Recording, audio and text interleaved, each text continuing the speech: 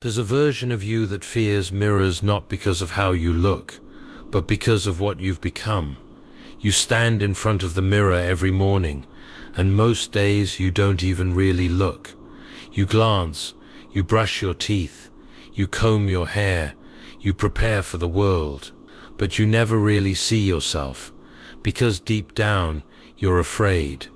Afraid of the eyes staring back, afraid of the truth behind them, afraid of who you've settled for. Now imagine this. You're standing before a mirror, and in it you see not one but two reflections. One is powerful, silent, eyes sharp with conviction. The other is tired, slouched, eyes dull with excuses. Two selves, one reality. Which one are you? See, there is a version of you buried under layers of comfort, fear, and delay that you were meant to become. And there is another, the one most people choose to live as. He doubts, he delays, he avoids the pain of growth. He's not evil, but he is dangerous, because his greatest weapon is your agreement. Every time you hit snooze on your potential, he gets stronger. Every time you rationalize mediocrity, he smiles.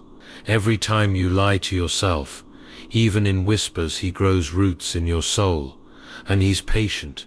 He's been with you since childhood, waiting for you to give up just a little, to avoid discomfort just once, to say, I'll start tomorrow. But that voice, that version of you, he must die, not with hatred, not with violence, but with resolve. This is not about being angry with yourself. This is about being honest. You know, you've always known, there is a higher self, a stronger self, a more dangerous, disciplined, powerful, honorable version of you. And every time you betray that truth, you die a little inside. You don't need another motivational quote. You don't need a new morning routine. You need a funeral for the part of you that whispers, it's okay, you've done enough. No, you haven't, because deep down you know there's more in you. You were built for more than scrolling, doubting, and settling. You were built for fire, for battle, for conquest, not of others, but of yourself. Look in that mirror again. Do you see him, the weak self? He looks like you, but smaller, quieter. He makes eye contact, then quickly looks away. He doesn't want to fight. He wants you to forget. But today, you remember, and today, the war begins. Because if you don't kill that weak version of yourself, he will kill every dream you've ever had. You weren't born weak. You were conditioned to be. There's a moment in every life when something breaks, not the body but the spirit. A subtle moment, often unnoticed. A scolding that taught you silence was safer than truth. A failure that made you fear trying. A betrayal that taught you to trust less, dream smaller, feel less deeply. That was the birth cry of the weak self. You see, weakness isn't a trait you're born with. It's a habit that grows in the soil of fear. The weak version of you didn't arrive all at once. He was built, layer by layer, excuse by excuse, concession by concession, and almost always, it starts with survival. As a child, you learn to adapt to please, to avoid, to protect yourself. If you were loud and got punished, you became quiet. If you were ambitious and got mocked, you played small.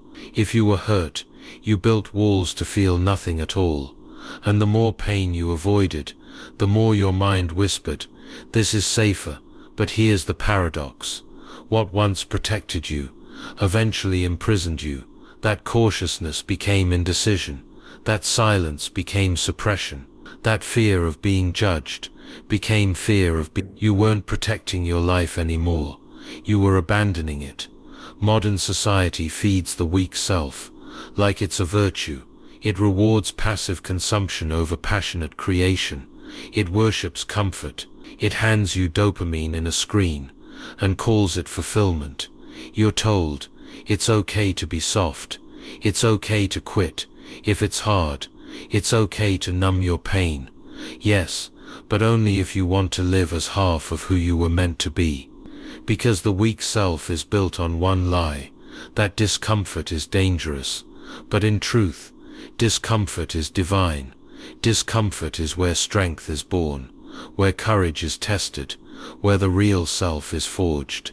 Let me tell you something brutal. Every time you said later, every time you chose easy over right, every time you knew what to do, and did the opposite, you were feeding the weak self. He grows not in your failures, but in your rationalizations. You fail. That's human. But when you say, it wasn't my fault, when you say, maybe next week, when you say, I just wasn't feeling it, that's when the weak self nods and settles deeper into your bones. He survives on your delays. He thrives on your self-deception. And the more you protect him, the less of you is left. There is no greater betrayal than knowing you are capable of more, and doing less anyway. And make no mistake, the weak self is cunning. He doesn't scream, he whispers. He uses polite words, logical reasons. He says things like, you deserve to rest. This is too risky. Let's wait for the right time. You're not like those people. But behind those words is a silent agreement. Stay small, stay safe, stay the same. He doesn't care if you suffer, he just doesn't want you to grow. Because growth means death. His death, let's be honest. The weak self is seductive. He gives you permission to settle, to lower the bar, to quit quietly without guilt. But comfort is not compassion, and settling is not self-love. It's self-sabotage, disguised as self-care. So how do you break this? You first must recognize him, name him, call him out. He's the voice that told you not to apply, not to speak up, not to take the risk, not to love fully, not to fight back. He's not your inner child, he's your inner excuse maker. The weak self was born the day you began to believe safety was more important than strength. That was the day your destiny took a step back. But here's the truth. They never taught you in school. You are not meant to live your life constantly avoiding pain. You are meant to master it, to confront it, to transcend it. Look back on your life. The proudest moments weren't comfortable. They were painful, hard-earned, disciplined. That's where your real self lives. So why do you keep returning to the comfort that kills you? Why do you keep resurrecting the weak self who already betrayed you? Understand this. You were never meant to be ruled by fear. You were meant to walk through it. The weak self is not who you are. It's who you've allowed to lead. And if you don't stop him, he will lead you straight into a life of quiet regret. But now you're awake, and once you've seen the truth, you can't unsee it. You know where the weak self came from. You know how he grew. And now you know where to find him. He lives in your habits, in your thoughts, in your comforts. And now it's time to face him. The most dangerous enemy is not the one outside your door, but the one already living in your mind. You want to know the truth. The weak self doesn't live in some far-off place. He's not hiding in the shadows. He's sitting beside you, in your thoughts, in your habits, in your reasons. You don't need to look for him. You need to recognize him. He shows up every time you shrink, when you were meant to stand tall. He whispers in the silence when you're on the edge of a breakthrough. He's the voice that says, what if they laugh? What if I fail? What if I'm not enough? But here's the twist. He sounds like you, because he's been speaking in your voice for years. He doesn't scream, he negotiates. He doesn't say, give up. He says, let's wait just a little longer. He doesn't say, don't be great. He says, you're doing okay as you are. And you believe him, because his words are comfortable, and comfort, when repeated often enough, feels like truth. But it isn't. The weak self is a master of disguise. He hides behind justification, busyness, logic, numbness. He convinces you that average is noble, that being overwhelmed is a reason, not an excuse, that you're not like other people, so it's fine to settle. So how do you expose him? You watch yourself. When do you procrastinate? What thoughts run through your head right before you break a promise to yourself? What patterns keep repeating? Think back. How many times have you set a goal, felt the fire for a few days, and then watched it fade? It wasn't life that got in the way. It was you. The weak self took the wheel, and you didn't even notice. You want clarity? Try this. Write down 5 moments in your life where you made a decision that changed nothing, when you knew it should have changed everything. Those were the fingerprints of the weak self. Here's a hard truth. The weak self thrives in silence. As long as you don't name him, he controls you. But once you shine the light of awareness, he shrinks. He's in the voice that tells you to scroll instead of build, to complain instead of solve, to stay asleep instead of rise early, to be liked instead of be true. He doesn't shout, but he wins if you don't interrupt him. Let me give you an example. Think of Marcus Aurelius, Emperor of Rome. He ruled the most powerful empire of his time, yet he wrote daily reminders to himself, in secret journals warning of ego, laziness, and emotional indulgence. Why? Because he knew the true battle is internal. He knew the weak self is never fully defeated. He just hides, waits for a tired moment, a frustrated day, a delayed plan. You have the same enemy, not Rome, but your own resistance. And the first step to overcoming him is identification. Ask yourself, when do I lie to myself the most? What are the excuses I repeat so often? They've become my personality. What do I fear being exposed for? Because behind every weakness is a truth you're avoiding, and the weak self knows this. That's why he distracts you. He fills your schedule with noise. He keeps you busy, but not better. So let me be direct with you. The enemy is not your parents, not your job, not the system, not your circumstances. It's your permission. You've allowed the weak self to be in charge. You've listened to him so long, you've mistaken his voice for your own. But now, it's time to separate. Every time you hesitate, you let him win. Every time you self-sabotage, you fund his army. Every time you postpone your greatness, you trade your legacy for illusion. So from this day forward, watch not just what you do, but why you do it. Not just what you think, but who is thinking it. Is it the version of you that is rising, or the one that is resisting? When you wake up late, ask who made that choice. When you walk away from challenge, ask, who's driving? Start journaling, start tracking, start holding your thoughts accountable. Because if you can identify the enemy within, you can disarm him. And once he's unarmed, you're no longer at war with yourself. You're free to rise.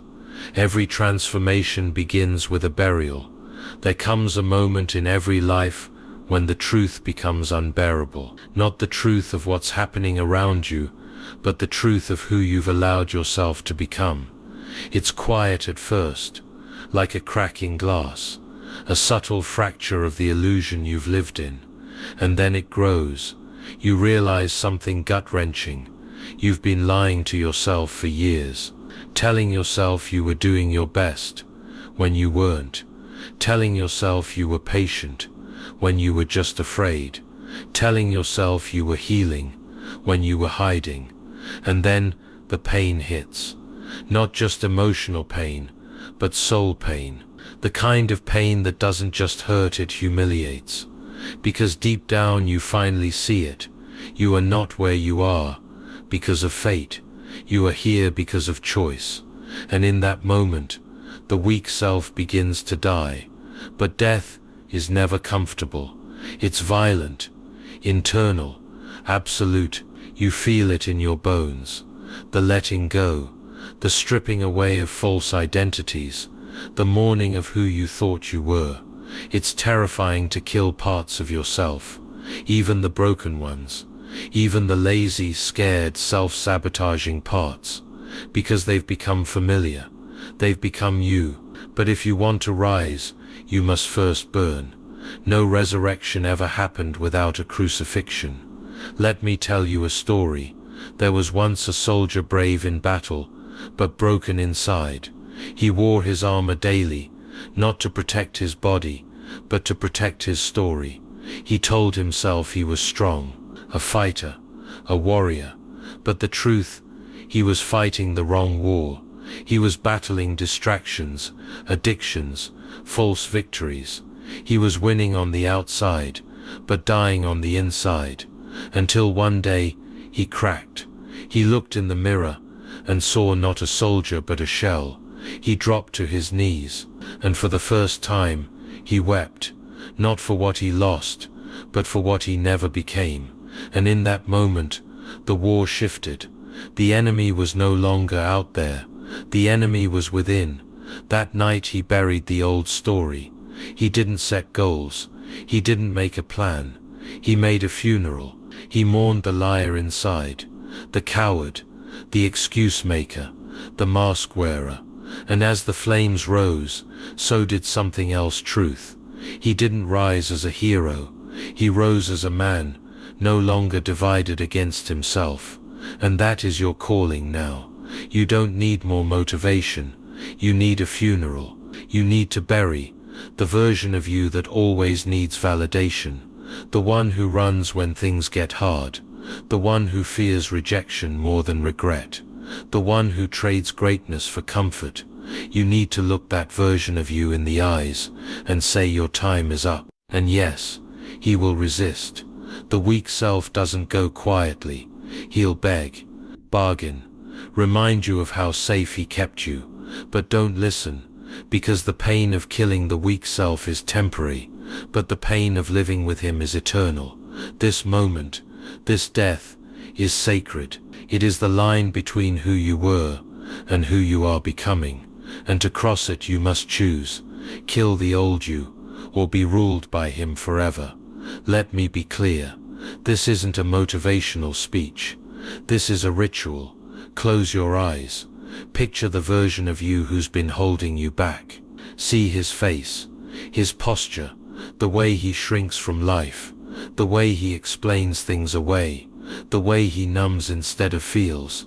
Now, ask him to step forward.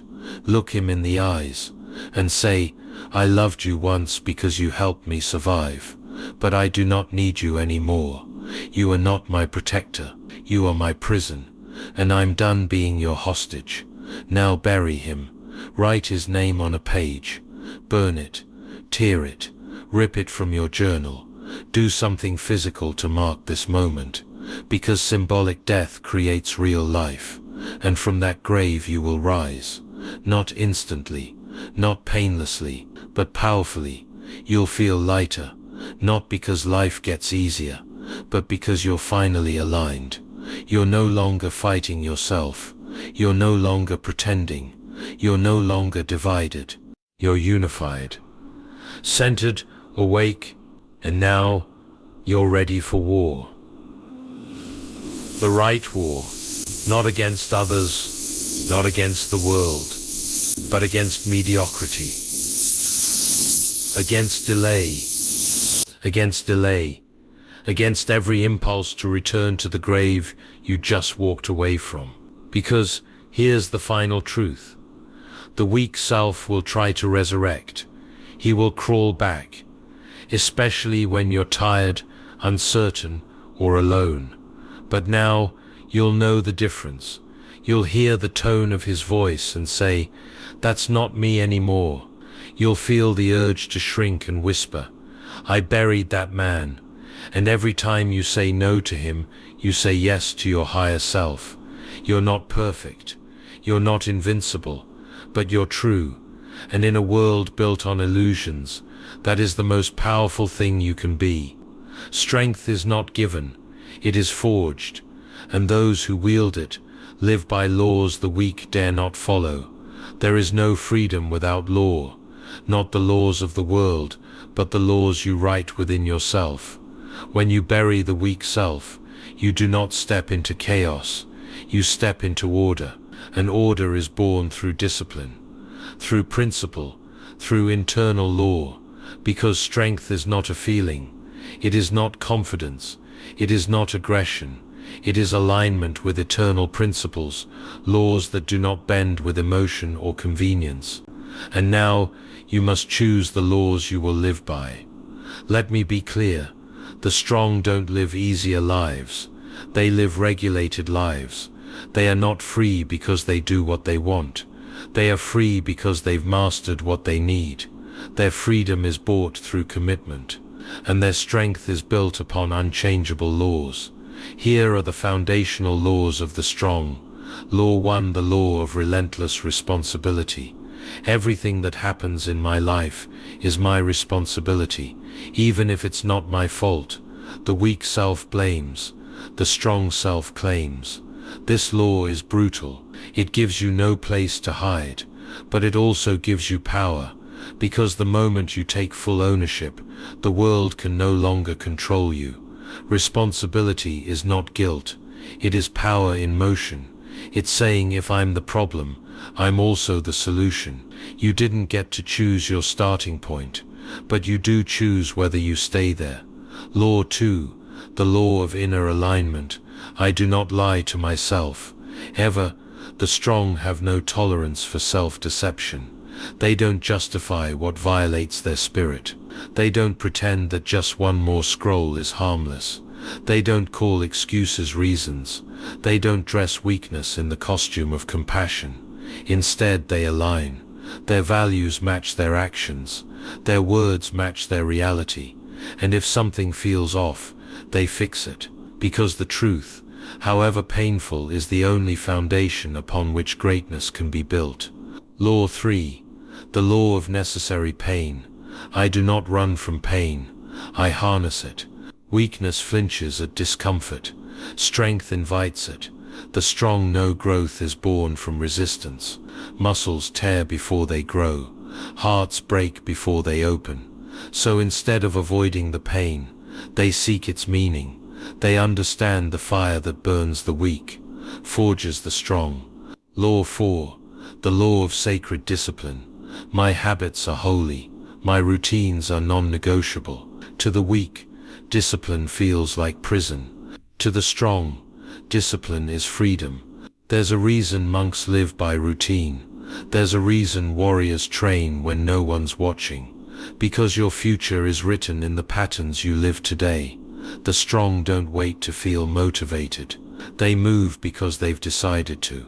They wake early not because they like it, but because the morning is where clarity lives. They train daily, not because they feel strong, but because they are training to become strong. Discipline is not punishment, it is worship. Law 5, the law of ruthless integrity. What I say I do, even when it hurts, especially when it hurts. The weak self negotiates, the strong self executes. If the strong say they'll rise at 5 a.m., they rise. If they say I don't eat that, they don't. If they say I will be there, they show up. Not because they are obsessed with perfection, but because their word is sacred. Their word is the bridge between their identity and their reality. Every time they keep it, they build unshakable trust in themselves, and trust in self is unbreakable power. Law 6, the law of legacy thinking. I think in decades. I build for eternity. The strong are not obsessed with today's likes or this week's applause. They are building something eternal, a name that means something, a life that echoes, a soul that leaves a mark. They ask, will this matter in 5 years? Will I be proud of this when I'm 80? Will my grandchildren feel my discipline in their bones? They live beyond the moment, and because of that, they live with clarity in the moment. Legacy is not built later, it's built now, one quiet decision at a time. These laws are not suggestions, They are codes, etched not in ink, but in blood, sweat and soul. They are your constitution, the new rules of your identity. You cannot become the higher self by living on the terms of the lower one. You must rise by law, by oath, by principle. And when you fails, you return to the laws. You don't negotiate. You don't create new excuses. You repent, realign, recommit, because the strong fall too, but they never stay down. They don't wait for inspiration. They move from identity. They act from conviction, and that is what separates them from the crowd. You are now forging a life that demands a new internal order, one where you are governed by values, not moods, by eternal principles, not temporary emotion. These are the laws of the strong. Write them, repeat them, live by them, because once they are written in your soul, the weak self will have no more room to speak. He who masters his emotions masters his fate. There is no strength without emotional control. You can have all the ambition, all the discipline, all the fire in the world, but if your emotions rule you, you are not free, you are not strong, you are enslaved. We live in a world that glorifies reaction, a world that rewards outrage, that celebrates impulsiveness, that tells you to just be real, even when real means reckless. But the higher self doesn't react. The higher self responds, and that gap between reaction and response, that's where kings are made. Emotion is energy, but energy without direction is destruction. Think of a wildfire. It burns bright, but leaves nothing but ash. Now think of a furnace, same heat, same fire, but contained, focused, productive. The weak self lets emotion explode. The strong self lets emotion fuel. You will feel anger, you will feel fear, you will feel jealousy, frustration, despair. These are not your enemies. They are signals. They are opportunities. They are raw power, waiting to be transformed, but only if you command them. Marcus Aurelius, the great Stoic emperor, ruled not just Rome but himself. He wrote, "You have power over your mind, not outside events. Realize this, and you will find strength." Do you hear the weight of that? He wasn't saying you will never feel chaos. He was saying you can be a fortress inside the storm. That's what emotional control is, not suppression, not denial, but dominion. Let me tell you what emotional mastery looks like in real life. It looks like keeping your word even when you're tired. It looks like staying calm when you're disrespected, because your dignity is too valuable to sell for a moment of rage. It looks like patience with the process, when the results aren't immediate, and the old you is screaming to quit. It looks like staying focused, when your past trauma wants you distracted. That's power, not flashy, not loud, but undeniable. Weakness is emotional slavery. It's giving your mind over to whatever feeling shows up. It's letting a bad morning destroy a whole day. It's letting someone else's mood decide your worth. It's letting fear stop your calling. But the strong man, the strong woman understands. You are not your emotions. You are the master of them. And mastery does not mean perfection. It means practice. It means pausing before you speak. It means breathing when you want to break. It means choosing to act, not just feel. Control doesn't mean coldness. It doesn't mean you don't feel deeply. It means you feel with awareness. You channel pain into purpose. You turn anger into boundary. You transmute sadness into compassion. You own the energy, rather than letting the energy own you. Emotional control is not about being numb. It's about being free. Free to lead. Free to live. Free to create without sabotage. Free to become who you were meant to be, without emotional interference. Let this be your new mantra. I feel everything. I react to nothing. I own my mind. I direct my heart. I rule my inner world so nothing outside can rule me. Because once you master your inner climate, no storm outside can shake you. And that, my friend, is unshakable power. You don't win once, you win every day. The death of the weak self is not a one-time event. It is a ritual, a daily execution. Every morning, that old self, the lazy, fragile, excuse-making version of you, tries to rise again.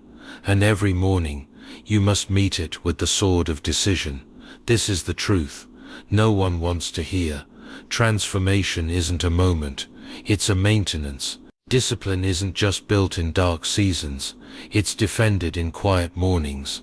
You may conquer your fear once, but fear will return. You may silence your self-doubt today, but it will whisper again tomorrow.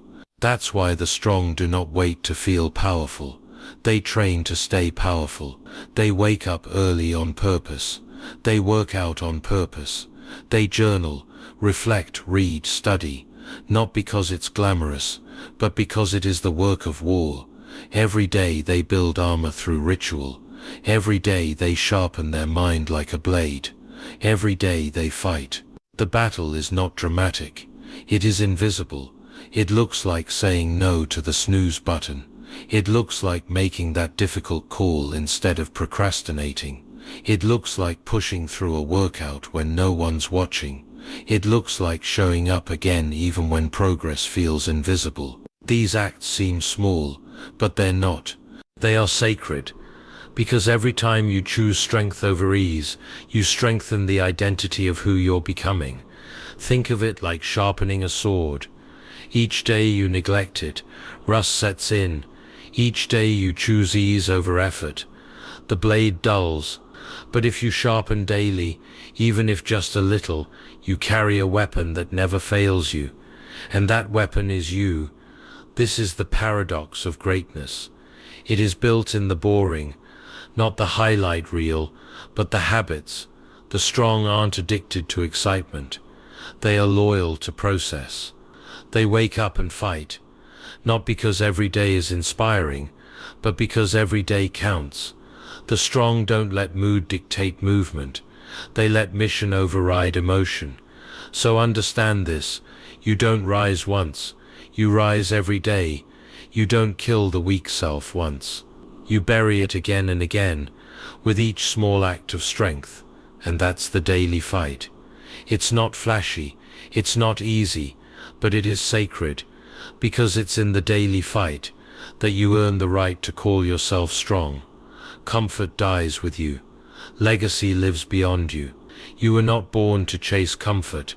You were born to build something that lasts. And yet comfort will call to you. It will whisper promises of rest, ease and escape.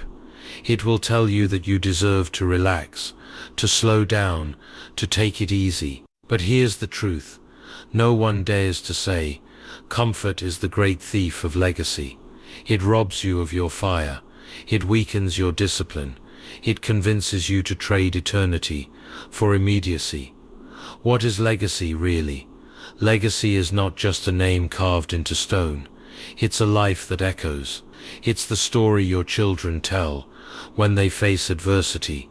It's the standard your community rises to long after you're gone.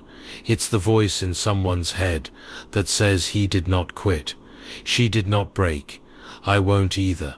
Legacy is the shadow of your strength, cast across generations. But it is forged, not found. And it is built only by those who choose principle over pleasure, mission over moment, vision over comfort. The weak self wants comfort now. The higher self wants impact forever. And every time you choose discipline over ease, you widen the gap between the two. Every time you delay gratification, you deepen your roots into something greater than yourself. Because comfort fades. The pleasure of a soft bed, the thrill of a distraction, the taste of indulgence, gone in a moment, but the pain you endure for purpose, the hours you invest in mastery, the courage you show in silence, that becomes legacy. So ask yourself, will you be remembered for convenience or conviction? Will your story inspire? Be forgotten? You are not here to simply survive. You are here to build the kind of life that demands to be remembered. And that kind of life requires sacrifice. It requires discomfort. It requires choosing the harder road again and again, not because it's easy, but because it's worth it. Comfort dies with you, but legacy becomes immortal. It is not the mountain you conquer, but yourself. Sir Edmund Hillary. There is no finish line in this journey, no applause waiting at the end of the hallway, no trumpet sound that tells you you've arrived. The battle of becoming is not a destination, it is a becoming without end, a sacred tension between who you were yesterday and who you refuse to remain. The weak self dies daily, but the strong self is also forged daily, through fire, through choice, through resistance. This is the hidden battle the world never sees. When you rise again after failure, when you silence the voices of doubt without needing validation, when you stay true to your path, even when no one believes in it but you. Becoming is not a straight line. It is a crucible. Growth doesn't feel like growth. It feels like being stretched, like breaking down your old self with a crowbar made of honesty. It feels like loneliness, like wandering through your own shadowland, looking for a torch only you can light. It is uncomfortable, it is painful, and yet it is sacred, because in those dark, gritty places, you meet your real self, the self that doesn't depend on praise, the self that doesn't flinch at adversity, the self that knows the difference between popularity and purpose. Becoming is not about building a mask of strength. It's about stripping away everything false until what's left is solid, unshakable, real. That means letting go of old beliefs, old narratives, old identities that were built on survival, not strength. You may have learned to be silent, to stay safe. You may have learned to please others, to feel accepted. You may have learned to hide your fire so others wouldn't feel burned. But becoming requires you to unlearn all of it, because you're not here to repeat the past. You're here to evolve beyond it. It's not always loud. The battle of becoming often happens in quiet rooms, when you choose not to numb your pain, but face it, when you choose not to repeat your patterns, but rewrite them, when you choose not to seek permission, but walk anyway. Becoming looks like loving yourself without condition, but demanding more from yourself without apology. It's waking up and saying, I am proud of how far I've come, while still refusing to settle. It's knowing you have power and using it with discipline, humility, and purpose. This is not just self-improvement, it is self-transcendence. And self-transcendence is violent to the ego. It will cost you your comfort. It will cost you your excuses. It will cost you your victimhood. But what you get in return is worth everything. A life of integrity, a body that obeys your will, a mind that is sharp, calm, unshakable, a heart that beats in rhythm with truth. You don't just get results, you become the kind of person who cannot be broken.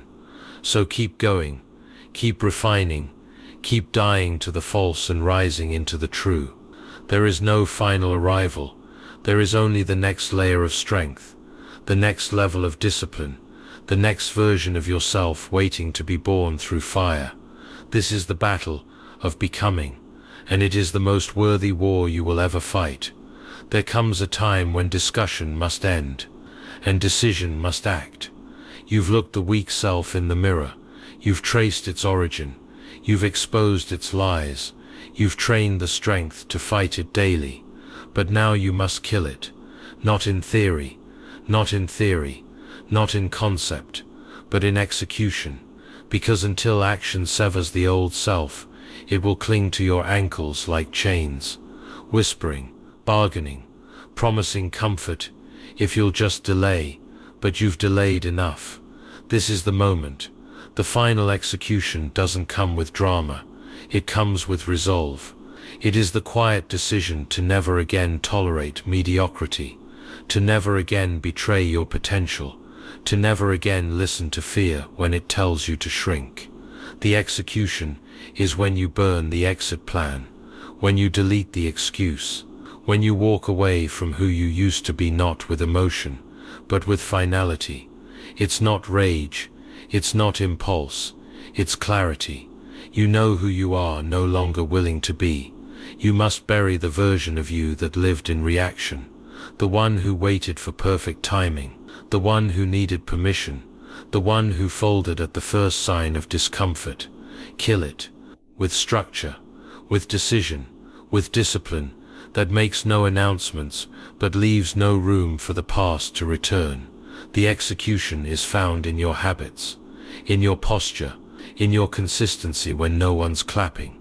It's found in how you speak to yourself when no one else is listening. This is not about becoming someone else. It's about finally having the courage to be the person you were designed to be. You know that version, the one that leads, the one that doesn't flinch, the one that keeps going when most people break. That version has always lived inside you. You've just been negotiating with the one keeping it locked away. But now no more negotiation, only execution. So light the fire, cut the rope, bury the mask, say these words to yourself, and mean them. I am not who I was. I will not act like who I was. I bury the weak self today, and I walk forward free, because on the other side of this execution is the life you've always known was yours, and now it begins.